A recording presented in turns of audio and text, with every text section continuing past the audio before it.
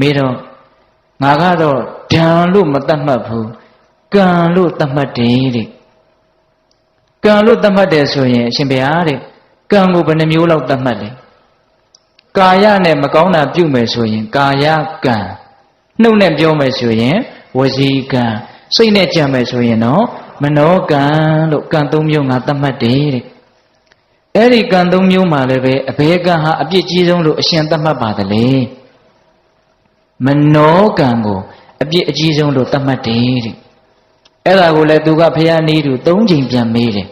မနောကံကိုအပြစ်ကြီးဆုံးလို့အရှင်ဘောဓမပြောလိုက်သလားဟုတ်တယ်ငါပြောလိုက်တယ်၃ချိန်မေးတယ်အဲ့ဒါလိုပြောဆိုဆွေးနွေးပြီးတော့ဒီကတပတ်ကနေရာကထသွားရောသွားပြီးတော့သူ့ဆရာကြီးရှိတဲ့နေရာရောက်ဆရာကြီးတွေရောက်တော့ပိဋကတ်တွေကအများကြီးပဲဥပါလိလို့အမည်ရတဲ့တထေးကြီးတယောက်ကခေါင်းဆောင်ထားတဲ့ပိဋကတ်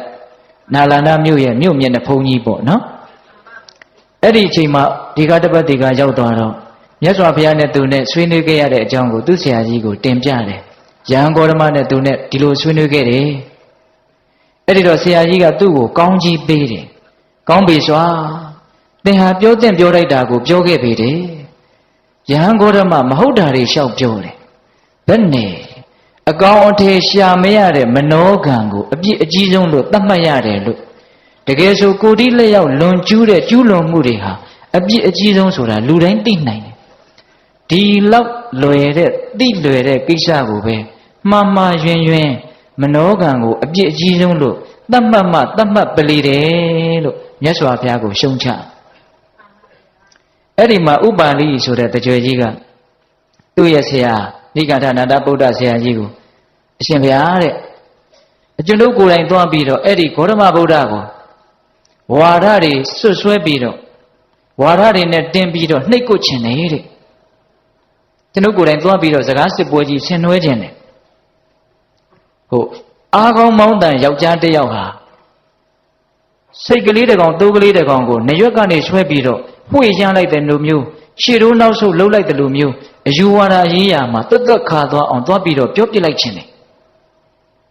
တေတောက်ကျူးအရက်သမားဟာသူ့ရဲ့အရက်ခွက်ကိုအပေါ်ကနေနှိပ်ပြီးတော့စပွဲနဲ့ပုတ်ပြီးတော့ဆွဲလိုက်တယ်လို့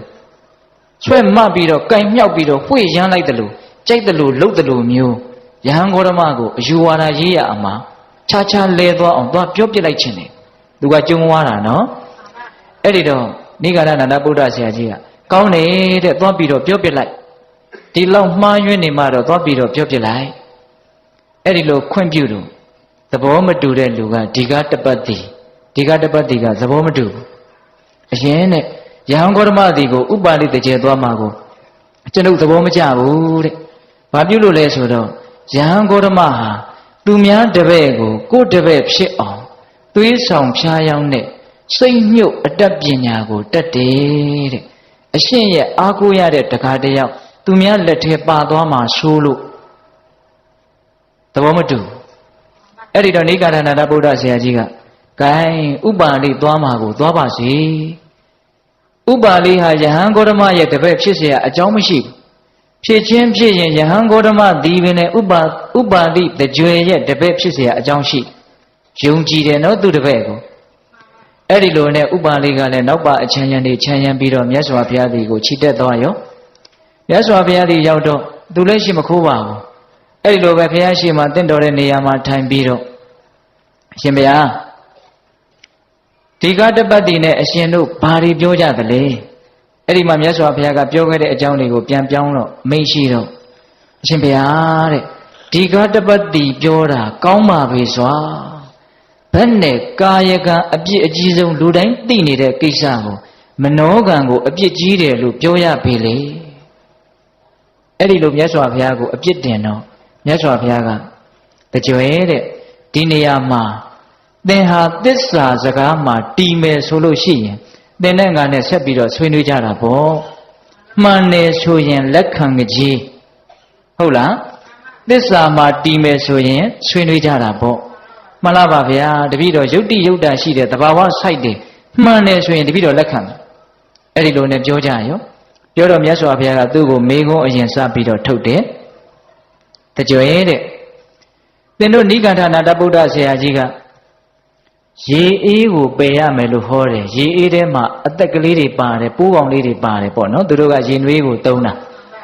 အဲ့ဒါသင်တို့ရဲ့တပည့်တယောက်ကအကျင့်မြတ်ကိုသင်တို့ယူဆတဲ့အကျင့်မြတ်ကိုကျင့်ရင်းနဲ့ရေအေးကိုတန်းတန်းပြီးတော့ရေနွေးကိုမသုံးကျင်မဲနဲ့သုံးပြီးတော့ရေအေးကိုတောင့်တရင်းနဲ့သေသွားတယ်ဆိုကြပါစို့အဲ့ဒါဘာဖြစ်တယ်လို့သင်တို့ရဲ့ဆရာကြီးကဟောလေတဲ့မှန်လားပါဗျာစိတ်ဆွဲလို့သေတဲ့အတွက်ကြောင့်ဖြစ်တဲ့နတ်တစ်မျိုးရှိတယ်အဲ့ဒီနတ်မျိုးမှာသွားပြီးတော့ဖြစ်တယ်လို့ကျွန်တော်ဆရာကြီးကဟောပါတယ်ဘာဖြစ်လို့အဲ့ဒါလိုနတ်ဖြစ်တယ်လဲစိတ်ဆွဲလန်းပြီးတော့သေတဲ့အတွက်ကြောင့်နတ်ဖြစ်တာပါအဲ့ဒီလိုဆိုရင်စိတ်စေတနာကအဓိကကြနေတယ်လို့သူဝန်ခံလိုက်တာဖြစ်သွားဟုတ်လားအဲ့ဒီမှာတကြွတဲ့သင်စကားကိုစဉ်းစားဆင်ခြင်ပြီးတော့ပြောသင်စကားရှင်းတော့မညီဘူးဖြစ်နေတယ်စောစောကမနောကအဓိကမကြဘူးလို့ပြောထားတယ်အခုတော့စိတ်ဆွဲပြီးတော့သေတဲ့အတွက်ကြောင့်စိတ်ဆွဲသေတဲ့နတ်ဖြစ်ရတယ်လို့သင်ပြောပြန်ပြီမှန်လားပါတဲ့အရှင်ဘာပဲပြောကာယဒဏ်ဒီသာနဲ့အပြည့်အကြီးဆုံးမနောဒဏ်ဒီကာယဒဏ်လောက်အပြည့်မရှိပါဘူးကျွန်ုပ်ကတော့ဒီလိုခိုင်မြဲစွာယူဆနေသေးပဲဒီတော့မြတ်စွာဘုရားကဆက်ပြီးတော့ပြောတယ်တကြွတဲ့နိဂန္ဓနာတဗုဒ္ဓဆရာကြီးရဲ့တပည့်တယောက်လမ်းလျှောက်ရင်းနဲ့မသိလို့မတော်လို့ပိုးကောင်လေးတွေနင်းမိလို့သေတယ်ဆိုကြပါစို့တဲ့အဲ့ဒီလိုဆိုရင်ဘယ်လိုသတ်မှတ်လဲမှန်လားပါဗျာအပြစ်တော်ရှိပါရဲ့သို့သောအပြစ်မကြီးပါဘူးဖေ။ဘာဖြစ်လို့လဲစေတနာမပါလို့အပြစ်မကြီးပါဘူးဖေ။စေတနာပါရင်တော့အပြစ်ကြီးပါတယ်ဖေ။စေတနာကိုသင်တို့မှာဘာဒဏ်လို့သတ်မှတ်လဲမနောဒဏ်လို့သတ်မှတ်ပါတယ်ဖေ။တကြွယ်စကားကိုစဉ်းစားပြီးတော့ပြောရှင်းတော့မညီဘူးဖြစ်နေတယ်စေတနာပါရင်အပြစ်ကြီးတယ်စေတနာမပါရင်အပြစ်မကြီးဘူးဆိုတော့စိတ်စေတနာကအဓိကကြမနေဘူးလားကြနေတယ်ဒါသူတို့ရဲ့အယူဝါဒနဲ့ပဲသူတို့ကိုပြန်ပြီးတော့ခြိတုပ်တာနော်ဦးဇင်းတို့မြတ်စွာဘုရားရဲ့အလိုလည်းအဲ့တိုင်းပါပဲဟိုစက္ခုပါဠမထေရကြီးဆိုတာပိဿတို့ကြားဖို့ပါလေမျက်စိကွယ်နေတဲ့ယဟန္တာကြီးလေလမ်းလျှောက်ရင်းနဲ့ပိုးကောင်လေးတွေနင်းပြီးတော့ယဟန်တွေကကဲ့ရဲ့လို့မြတ်စွာဘုရားကစိတ်စေတနာမပါရင်အပြစ်မရှိဘူးလို့ကြားဘူးတယ်နော်ပိဿကြီးအခုသူတို့ရဲ့အယူအဆနဲ့ပဲသူတို့ရဲ့စကားကိုပြန်ပြီးတော့ခြိတုပ်တာအဲ့ဒီတော့တကြွယ်ကအရှင်ဘုရားပါပဲပြောတပည့်တော်ကတော့ကာယဓမ္မအပြစ်ကြီးဆုံးလို့ယူဆနေတုံးပဲဘုရားဒီတော့မြတ်စွာဘုရားကဆက်ပြီးတော့မေးတယ်ဟောဒီနာလန္ဒမြို့ကြီးမှာရှိတဲ့လူတွေတိရစ္ဆာန်တွေအားလုံးကိုလူတယောက်ကဒလွတ်ကင်ပြီးတော့ဟောဒီလူတွေတိရစ္ဆာန်တွေကိုအကုန်လုံးအသားပုံကြီးဖြစ်အောင်လုပ်ပလိုက်မယ်တတ်ပြီးတော့အသားတခြားအယိုးတခြားဖြစ်အောင်လုပ်ပလိုက်မယ်ဆိုရင်အဲ့ဒါဖြစ်နိုင်မှာမလားတဲ့မဖြစ်နိုင်ပါဘူးဖေ။အေးတကူရှိတဲ့စိတ်တကူရှိတဲ့တကူရှင်တယောက်ကလုံမယ်ဆိုရင်ဖြစ်နိုင်လားတဲ့အဲ့ဒါတော့ဖြစ်နိုင်ပါတယ်ဖေ။စိတ်တကူဟာကာယဒဏ်လားမနောဒဏ်လားအေးသူတို့အယူဆဆိုရင်မနောဒဏ်ပေါ့ဦးဇင်းတို့မြတ်စွာဘုရားရဲ့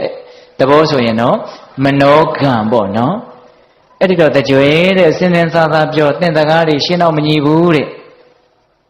အရှင်ဘုရားဘာပြောတပည့်တော်ကတော့လက်မခံသေးဘူးဖေ။အဲ့ဒီမှာမြတ်စွာဘုရားကကရုဏာသိပ်ကြီးတာဆိုတော့စိတ်ရှည်လက်ရှည်ဆက်ပြောတယ်။တကြွယ်တဲ့သင်ကိုငါမေးမယ်တဲ့။ဟောဒီဒန္တကီတိုင်းတို့ဝိဇ္ဇတိုင်းတို့တောကြီးအတိပြီးသွားတယ်ဆိုတာတောကြီးတွေဖြစ်သွားတာမြို့ကြီးတွေကနေတောကြီးတွေဖြစ်သွားတာဘာပြုလို့သင်ကြားဘူးလေတဲ့။မှန်လားပါဗျာယသိတွေစိတ်ဆိုးလို့ပြုစားတာလို့တပည့်တော်ကြားဘူးပါတယ်ဗျာ။စိတ်အစွမ်းကြောင့်မြို့တွေကနေတောကြီးတွေဖြစ်သွားတာသင်စကားကိုရှေ့နောက်ဆင်ញင်ပြီးတော့ပြောဟောအဲ့ဒီတော့မှတကြွယ်ကမှန်လားပါဗျာတဲ့တပည့်တော်ပထမပေးတဲ့ဥပမာနဲ့ပဲအရှင်ဘုရားရဲ့စကားကိုသဘောကျပြီးသားဖေ။ဒါပေမဲ့စမ်းကြဲတဲ့စကားကိုနားထောင်ခြင်းလို့တပည့်တော်စန့်ကျင်ဘက်မထေမဲ့မြင်ပြုပြီးတော့ပြောမိတာသိခံခွင့်လို့ပါဗျာဒီနေ့ကစပြီးတော့အရှင်ဘုရားရဲ့တပည့်တာဝကလို့မှတ်ပါဟောမြတ်စွာဘုရားတပည့်တန်းပြီးတော့ခံယူတာအဲ့ဒီမှာမြတ်စွာဘုရားကဘာမိန့်ရှိလဲဆိုတော့တခါကြီးသင်လိုထင်ရှားကြော်ကြားတဲ့ပညာရှိလို့တထေးတကြွယ်လို့အမိခံထားတဲ့လူတစ်ယောက်ဟာအလုပ်တစ်ခုကိုစင်စင်စားစားလုပ်တဲ့တဲ့အယံကာယောကြီးမဆုံးဖြတ်နဲ့တဲ့ဟောအဲ့ဒီလိုပြောတော့အရှင်ဘုရားတဲ့ဒီစကားကြောင့်ပိုးပြီးတော့တပြည့်တော့အရှင်ဘုရားကိုမျက်နှိုးရပါတယ်ဘုရားတဲ့ဘာပြုလို့လဲဆိုတော့အယူအဆတစ်ပါးရှိကြတဲ့ အခြားဆရာကြီးတွေဆိုလို့ရှိရင်တပည့်တော်လူတကာမျိုးသာရမယ်ဆိုရင်ဟောဒီတစ်မျိုးလုံးကိုတကွန်နေအလံနေလွှင့်ထူပြီးတော့အောင်ပွဲခံကြမှာတဲ့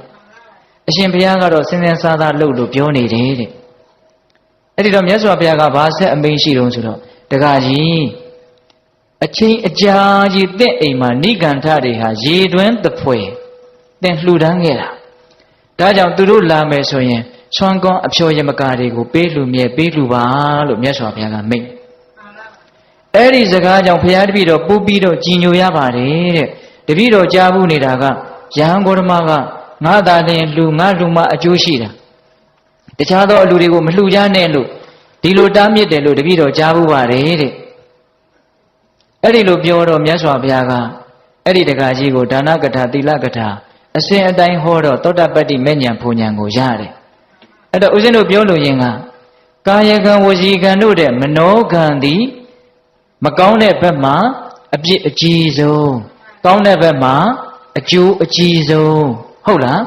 ဒါကိုပြောလို့ရင်းမယ်သို့တော်ဒီတုတ်တန်ကြီးကမဆုံးသေးဘူးဆက်ပြီးတော့မှတ်သားစရာလေးတွေပါလို့ဦးဇင်းဆက်ပြောမယ်နော်အဲ့ဒီလိုနဲ့ဥပါလိတကြွယ်ကယဟန်ဂေါတမရဲ့တပည့်ဖြစ်သွားပြီတဲ့လို့နာမည်ကြီးကဒီလိုကြီးသွားတယ်တစင်စကားအဲ့ဒီတော့ဒီကတပတ်တွေကသူ့ဆရာကြီးတွေသွားပြောတယ်ဆရာကြီးထင်တဲ့အတိုင်းပဲယဟန်ဂေါတမတပည့်ဖြစ်သွားပါတဲ့မဖြစ်နိုင်ဘူးတဲ့ဆရာကြီးကမယုံဘူး၃ချိန်ညင်းတယ်အဲ့ဒီမှာဒီကတပတ်တွေကသွားပြီးတော့စုံစမ်းတာစုံစမ်းတော့တကားဆောင်ကဘာပြောလဲဆိုတော့အရှင်တဲ့ဆွမ်းလူခြင်းရင်ဒီမှာရပ်အကျွန်ုပ်ရဲ့တထေးကပြောထားတယ်ယဟန်နေအတွက်တကားဖွင့်ထားတယ်နိဂန္ဓတွေအတွက်တကားပိတ်ထားတယ်လူခြင်းတယ်ဆိုရင်တော့ဆွမ်းပေးပါမယ်အထဲထဲကိုတော့မဝင်ပါနဲ့စိတ်တူတယ်ဒီကတပတ်တည်းအဲ့ဒါနဲ့ခြာကနေဆိုလှည့်ပြန်လာဆရာကြီးကိုပြောတယ်အမှန်ပဲတဲ့ကျွန်ုပ်ကိုယ်တိုင်သိခဲ့တယ်မယုံဘူးဆရာကြီးကအဲ့ဒါနဲ့ဆရာကြီးကိုယ်တိုင်အချမ်းရံနေအများကြီးချမ်းရံပြီးတော့ဥပါလိတကြွရဲ့အိမ်ကိုရောက်လာတယ်ရောက်လာတော့တကားဆောင်ကဒီလိုပဲတားတယ်စိတ်တူလိုက်တာလေအဲ့ဒါနဲ့ gain တင့်ရဲ့တတိကိုသွားပြီးတော့ပြောကြည့်နိဂန္ဓနာတဗုဒ္ဓဆရာကြီးလာတယ်လို့အဲ့ဒါနဲ့သွားပြီးတော့ပြောတော့ဥပါလိတကြွကအေးအဲ့ဒါလို့ဆိုရင်ငါရဲ့ဥဒ္ဒတိုင်းအထက်ထက်ရှိတဲ့အ ਨੇ ကအလဲဥဒ္ဒတိုင်းရဲ့အတွင်းမှာနေရာတွေခင်းထားလိုက်ပြီးပြီဆိုတော့သူကအမြင့်မြတ်ဆုံးထိုင်ကုန်ပေါ်မှာတကြွကထိုင်နေထိုင်ပြီးတော့နိဂန္ဓနာတဗုဒ္ဓဆရာကြီးနဲ့တပည့်တွေရောက်လာတော့gain ထိုင်နေတဲ့နေရာမှာထိုင်ကြပါစိတ်တူလိုက်တာလေအခါတိုင်းဆိုလို့ရှိရင်တကြွကနိဂန္ဓနာတဗုဒ္ဓဆရာကြီးကိုတွဲပြီးတော့အမျက်တနူးဆရာကြီးထိုင်မဲ့အမျက်ဆုံးနေရာကိုသူ့ရဲ့အပေါ်ယုံဦးကလေးနဲ့ပုတ်တိုက်ပြီးတော့ဆရာကြီးဒီနေရာထိုင်မှာဒီလိုဒီနေ့တော့ဘလို့ဖြစ်နေလဲခြိုက်တဲ့နေရာမှာထိုင်တဲ့သူကအကောင်းဆုံးနေရာမှာထိုင်နေတာအဲ့ဒီတော့ဘာပြောလို့ဆိုတကြွတဲ့သင်ယူနေလားတဲ့သင်ဟာသူများရဲ့မျက်လုံးကိုထုတ်မဲ့တိုက်ခိုက်မဲ့ဆိုပြီးတော့သွားပြီးတော့ကိုယ့်မျက်လုံးကိုအထုတ်ခံရခဲ့ရတဲ့တိုက်ခိုက်ရေးသမားတယောက်လိုဖြစ်နေတယ်တဲ့တကယ်စင်စစ်တော့သင်ကိုသိကြပါပြီယဟန်ဂေါတမကတကယ်လှည့်စားလိုက်တာပဲလှည့်စားတယ်လို့ထင်တာနော်အဲ့ဒီတော့ဥပါလိတကြွကဉာဏ်ရှိတဲ့ပုဂ္ဂိုလ်သောတာပန်ပုဂ္ဂိုလ်လည်းဖြစ်သွားတာဆိုတော့ဘာဆက်ပြောတော့ဆိုတော့ဟုတ်တယ်တဲ့လှည့်စားလိုက်တယ်ဒါပေမဲ့အဲ့ဒီလှည့်စားချက်ကြီးကသိပ်ကောင်းတာပဲတဲ့တကယ်လို့ကျွန်ုပ်ရဲ့ဆွေမျိုးတွေကျွန်ုပ်ချစ်တဲ့လူတွေကိုဒီလှည့်စားမှုမျိုးများလှည့်စားခံရမယ်ဆိုရင်သိပ်ကောင်းပါပဲတဲ့အကြာကြီးအကျိုးရှိမှာပဲတဲ့ဟောဒီလောကမှာရှိတဲ့နတ်တွေလူတွေတတ္တဝါတွေအားလုံးဟာဒီလှည့်စားချက်ကိုမိသွားမယ်ဆိုရင်သိပ်ကောင်းပါပဲတဲ့ဟောဒီလိုတောင်ပြောတယ်ပြောပြီးတော့ဗာဆက်ပြောတော့ဆိုတော့အရှင်တဲ့အရှင်တို့ရဲ့အယူအဆတွေဟာဘာနဲ့တူတယ်လဲဆိုတော့တစ်သားကိုမြောက်ရုပ်ကလေးထုထားတယ်အဲ့ဒါကိုကလေးလေးဆော့ဖို့အတွက်အိမ်တအိမ်ကဝဲလာပြီးတော့ဈေးရောင်မကြိုက်လို့အဝတ်ကိုဆေးဆိုးပေးတဲ့ဆက်တာတွေဒီသွားပြီးတော့ဒီအယုတ်ကိုထုထောင်းပြီးတော့အယောင်ဆိုးပေးပါဆိုရင်တစ်သားယုတ်ကြီးဆိုတော့အထုအထောင်းအကျိတ်အင်နဲ့ခံမမလားမခံဘူးဟုတ်လားအဲ့ဒီတော့သင်တို့ရဲ့အယူအဆတွေဟာပညာရှိတို့ရဲ့ထုထောင်းခြင်းစီစစ်ခြင်းကြိတ်နေခြင်းကိုမခံနိုင်ဘူးတဲ့မြတ်စွာဘုရားရဲ့အယူအဆကတော့အဝတ်ကိုကြိုက်တယ်လို့လျှော်ဖုတ်ပြီးတော့ကြိုက်တဲ့အယောင်ဆိုးလို့ရတယ်လို့မျိုးပညာရှိတို့ရဲ့စစ်ဆေးခြင်းကြိတ်နေခြင်းကိုခံနိုင်ပါတယ်တဲ့ တင်သိပ်ပြီးတော့စကားတွေများတာပဲတဲ့ဟောဒီတလောကလုံးကတင့်ကိုငါးတပည့်လို့သိထားတယ်အခုတင့်ကိုဘယ်သူတပည့်လို့သိရမှာလဲ